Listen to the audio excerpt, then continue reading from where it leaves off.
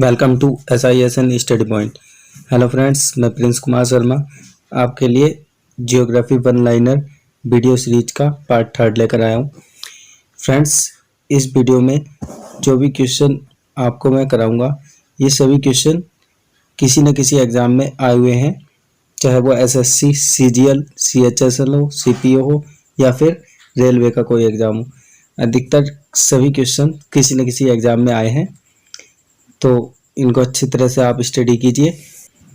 और हाँ फ्रेंड्स, एक बात और कहना चाहूँगा कि प्लीज़ चैनल को सब्सक्राइब कीजिए और वीडियो को लाइक और शेयर कीजिए, ज़्यादा से ज़्यादा लोगों तक इनको पहुँचाइए।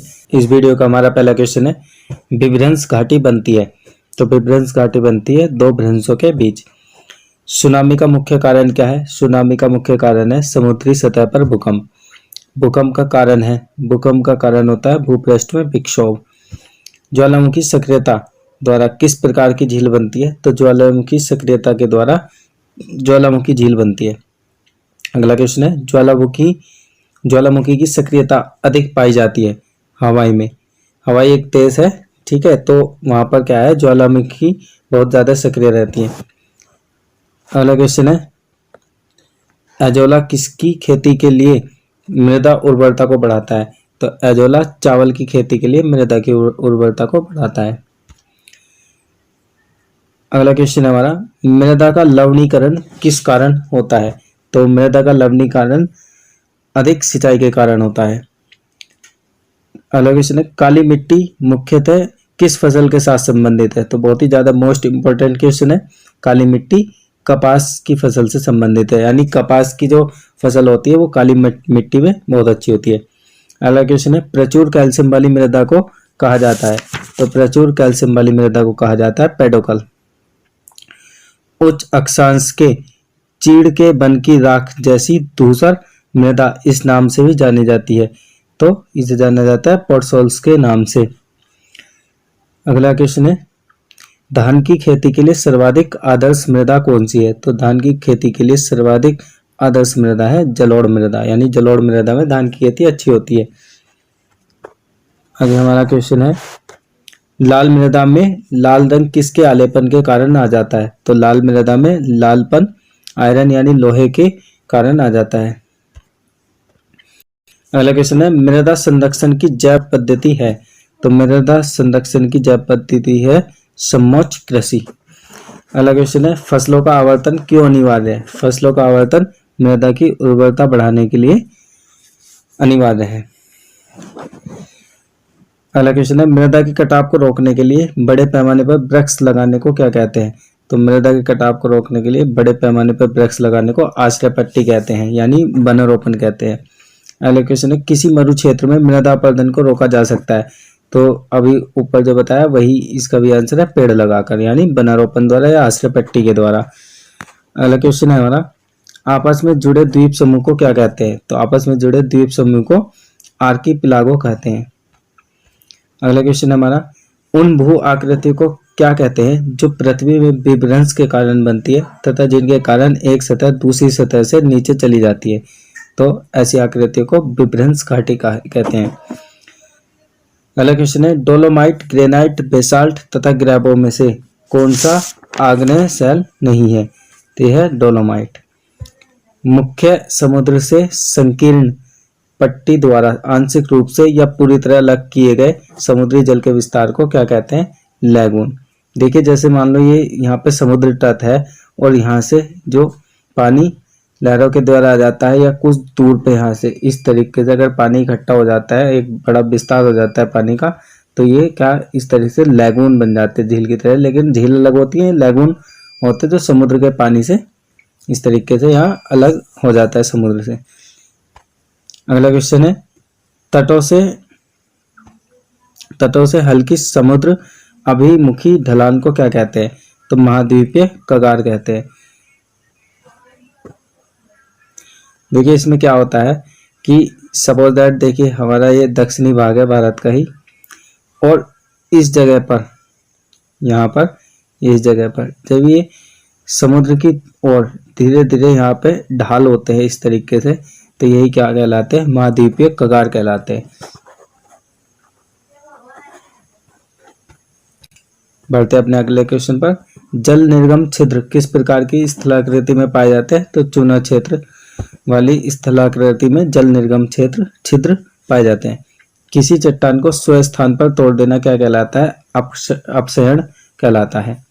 प्रवाल भित्तियां समुद्री प्रतिरूप हैं। उष्ण कटिबंधीय वर्षा कायांतरण चट्टानों में क्या परिवर्तित कर देता है?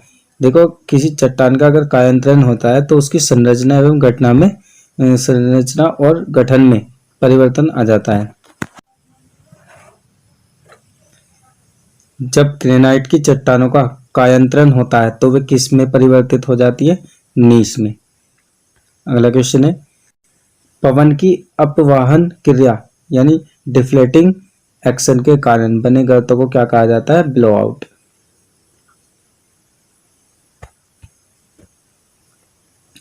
अगला क्वेश्चन है, अधिकांश भूपर्पटी किस सेल से बनी होती है? तो आग्नेय सेल से। रेगिस्तान क्षेत्र में मशरूम चट्टान का निर्माण किसका उदाहरण है? अपर्दन का। यानी अपर्दन के द्वारा ही जो चट्टानें खड़ी रहती है उनका अपर्दन होता रहता है और मशरूम चट्टान का निर्माण हो जाता है। हवा के तेज वेग से बने रेतीले टीलों को क्या कहते हैं? मरुटिब्बा या ड्यून। मोरेन कहाँ बनता है? हिमानी क्षेत्र में। अगला क्वेश्चन है, तिब्बत में किसका दूसरा नाम शांगपो है?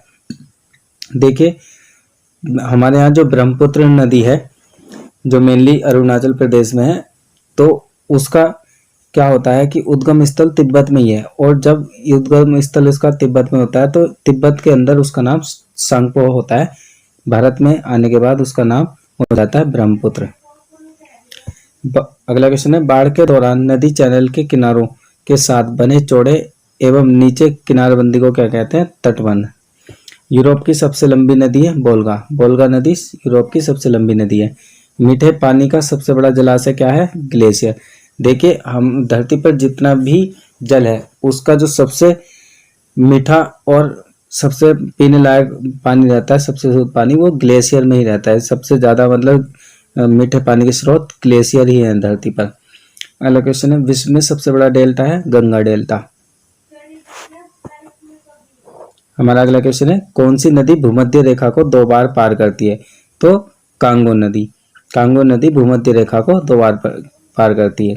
देखिए, जैसे कि ये यहाँ पर पृथ्वी हमारी और ये भूमध्य रेखा है, तो कांगो नदी क्या है? इसको इस तरीके से 2 बार पार करती है।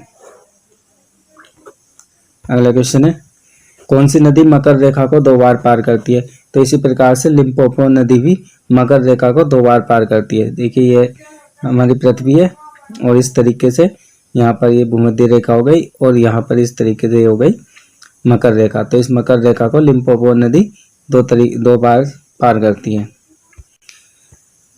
अगला क्वेश्चन है, एशिया की सबसे बड़ी नदी कौन सी है? तो एशिया की सबसे बड़ी नदी यांगटीसी नदी है जो कि चीन में है। अगला क्वेश्चन है, ग्रैंड कैनियन किस नदी में है? तो ग्रैंड कैनियन कोलोराडो नदी में है। अगला क्वेश्चन है, किसी नदी घाटी के चौड़ा होने का कारण है? तो उसके पार्श्विक से पास से वो अपर्दन होता रहता है, तो उसी के कारण नदियां चौड़ी होती चली जाती हैं। अगले क्वेश्चन है, बाड़ा या फिर क्राल शब्द किसके लिए प्रयुक्त किया जाता है? तो मसाई चरवाहे का बाढ़ से घिरा गांव। जो मसाई जनजाति के लोग रहते हैं तो उनका जो गांव होता है बाढ़ से घिरा हुआ, उसी को बाड़ा या क्राल कहते हैं। अगला क्वेश्चन है, पीला रंग, मंझोला कद, एपिकैंथिक फोल्ड वाली तिरछी आंख किसका अभिलक्षण है? तो मैंगोलॉयड प्रजाति के मानवों का लक्षण पीला रंग, मंझोला कद, एपिकैंथिक फोल्ड वाली तिरछी आंखें हैं। अगला क्वेश्चन है, संसार में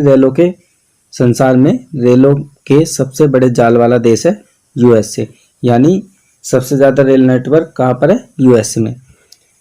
अगला क्वेश्चन है, विश्व में भारतीय रेलवे नेटवर्क की स्थिति क्या है? यानी रेलवे नेटवर्क के अकॉर्डिंग विश्व में भारत का कौन सा स्थान है? तो चौथा। अधिकतम ऊंचाई वाला असैनिक विमानपत्तन है दाओचेंग यादिंग विमानपत्तन, और ये चाइना में है। अगला क्वेश्चन है, विश्व का सबसे बड़ा खनन पत्तन है? तो विश्व का सबसे बड़ा खनन पत्तन है हेडलैंड पत्तन, ऑस्ट्रेलिया। अगला क्वेश्चन है, व्यापार की दृष्टि से सर्वाधिक व्यस्त महासागर है? तो व्यापार की दृष्टि से सर्वाधिक व्यस्त महासागर अटलांटिक महासागर या फिर इसी को अंध महासागर भी कहते हैं।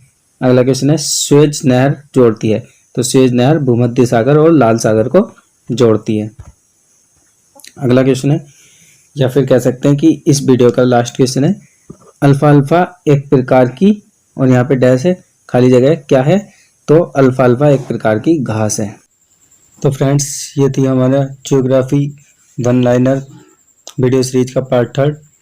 वीडियो आपको कैसी लगी प्लीज़ कमेंट में बताइए। अगर वीडियो से रिलेटेड या हमारे किसी भी कंटेंट रिलेटेड आपको कोई सजेशन आपके पास है तो प्लीज़ उसे कमेंट बॉक्स में ज़रूर हमें बताइए। जो भी ज़रूरत होगी या जो भी इम्प्रूवमेंट की ज़रूरत होगी वो हम ज़रूर करेंगे। और एक बार फिर से आपसे कहना चाहूँगा कि यदि आपको वीडियो पसंद आ रही है तो लाइक करें, शेयर करें और ज़्यादा से ज़्यादा लोगों तक पहुँचाएँ और प्लीज़ चैनल को सब्सक्राइब करें। Thank you very much.